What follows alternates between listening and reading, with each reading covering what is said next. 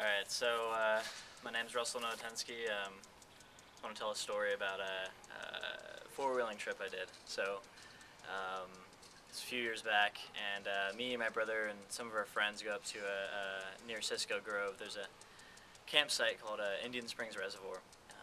We were planning on camping out there for a few days, and we got there too early to check into the campsite, so we go out, and there's a trail called Ford S Trail, and there's an easier section of it, and it goes up to Eagle Lakes.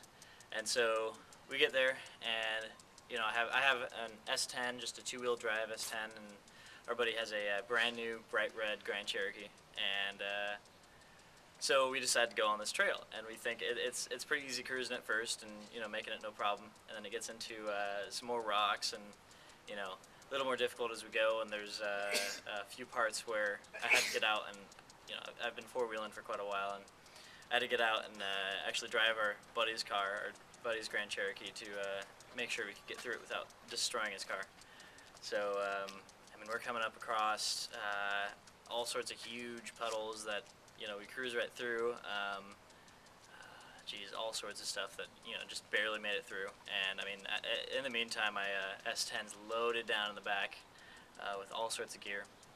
And we weren't too concerned because my dad was supposed to be following us up later in the day with his Jeep, so we thought he might be able to pull us out. But he didn't get there till like that night, and so we didn't actually end up getting stuck. But we got to this one point, almost to the point where we were gonna try and camp at this one point at the top of the trail, but we ran into this big snow patch, and my brother was yelling at us to just keep going and punch through it, and but I'm trying to talk some common sense into him, because I've done this a lot, where seeing what these vehicles are capable of, and we get stuck and we're done. We're going to be there all day because we didn't have any shovels or anything, any four-wheeling gear. And so he's digging through stuff trying to find something to be able to get us out, and pulls out, we have some plastic paddles for rafts. And he's like, oh, we can dig ourselves out with this.